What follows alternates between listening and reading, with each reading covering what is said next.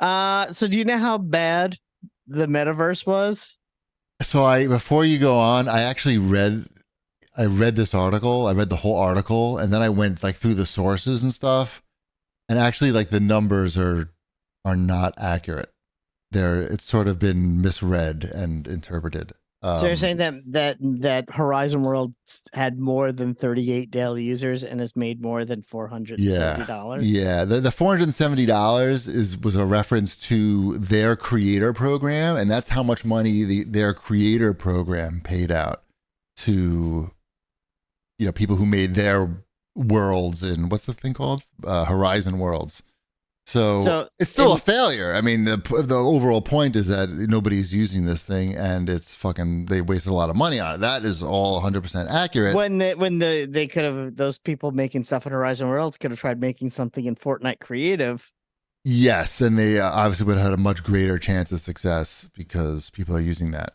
Actually, yeah, the article was actually a very weird article. It's called Lessons from the Catastrophic Failure of the Metaverse. And it's mostly about architecture companies trying to cash in on the metaverse like right away, like this whole like real estate thing in the metaverse, and how it was like anyone with half a brain can see it was all just bullshit, basically. And that was basically the gist of the article. And then pointing out how no one's using any of this shit. But yeah, that thing sucks.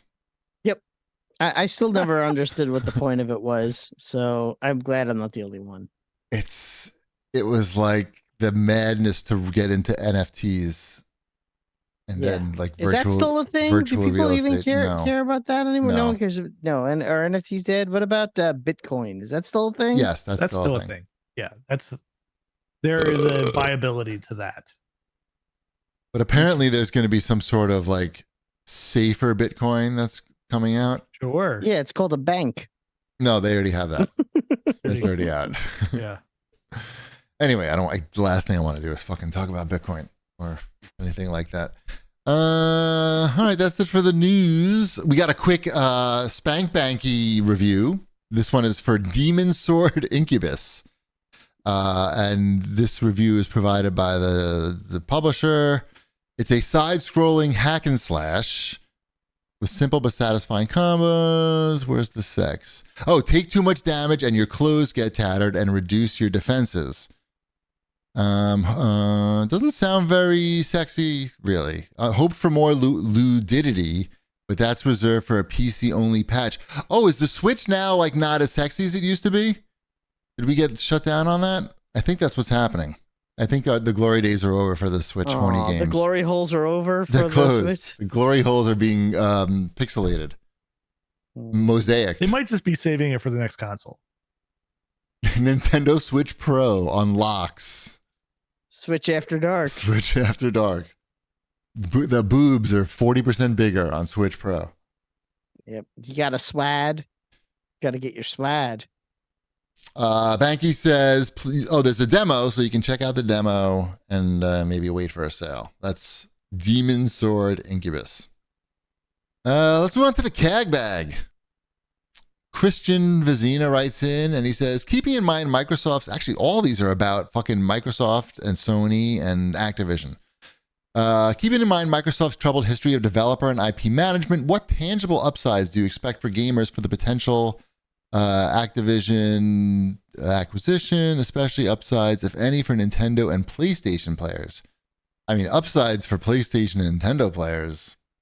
Well, didn't Microsoft already say they have a tentative agreement with Nintendo to make sure they have an agreement? I think. Yeah, so yes. It's fine for Nintendo. It doesn't really affect Nintendo at all. If anything, games that weren't going to be out on Nintendo consoles will be.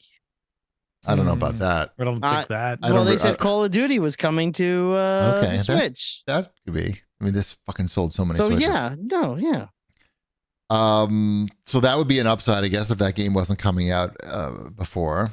For Sony, obviously, there's no upside. I mean, there is no upside. The upside is that they agreed to put it out there for 10 years at least, and that's a lot actually. And I feel like they should probably be satisfied with that. But certainly, there's no.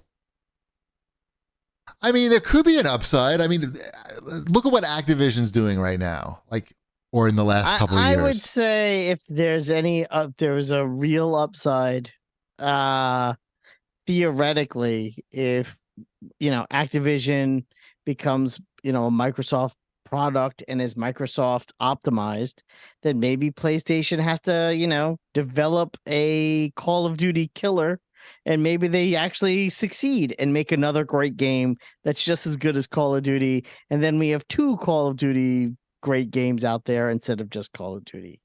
How's that? Does that work? I mean, I'm not saying they would or could. Right. I'm just saying it could happen. Anything could happen. Anything can happen, and wouldn't that be nice? I don't know that any gamers right now are looking at like the stuff that Activision and Activision Blizzard is putting out and saying, "Oh my God, look at this wide and vast collection of games that just keep coming out." It's like fucking a drip, drip, drip, and it's just sequels for the most part. It's Call of Duty, it's Diablo. So I don't think anyone now. Overwatch. So do you think gamers now are like saying, "Wow, Activision and fucking Blizzard are just fucking killing it right now"? Like they just right now, how could anything be better? Like they just everything that we could want them to be putting out, they're putting out. They only put out the very safe shit that they know they're gonna fucking make maximum dollars on. So that could be a potential upside if Microsoft takes over. Maybe they make more. The collection opens up more. They make more games. Take more risks. Take more risks because then right now there's fucking like nothing coming out. It's just like very. They released that Skylanders All-In edition that Shipwreck and I want so badly. I mean, that's hardly innovative, but at least it's something. I mean, but sure, like that could be that could be an upside. At K6 writes in and says, if Sony published their exclusives, the ones on PC at least, on Xbox, would things chill the fuck out? I don't know. Chill the fuck out? What does that mean? I don't know. I don't know what that means, and I don't think that would ever happen. So, yeah, I don't think that's going to happen. I don't think these guys are looking to like soften their rivalry between each other. They're just obviously Sony would rather not have Microsoft buy Activision, so they're trying to stop them any way they can. I don't think they're making any deals to to stop that. So there is no chilling the fuck out, basically, ever. Notorious Will G writes in and says, does Microsoft announcing the PS5 Slim and Pro in legal briefs concern Sony or empower them to continue to be dicks? It doesn't matter. I mean, that's the price that Sony pays for putting up this fight, is that they know that things are going to come out during the trial that were previously private. It's just something that it's not like some retribution here. It's just this is what happens during legal procedures.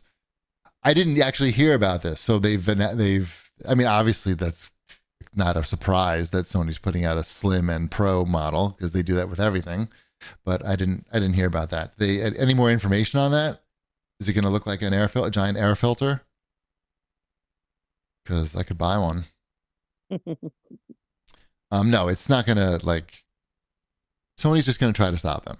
They're not worried about being dicks or being nice. They just they'll do their best to try to stop it. They probably can't. These things usually almost always go through. And then they'll carry on. And unfortunately, they were dicks. So Microsoft will remember that. And maybe it doesn't even matter. Probably not.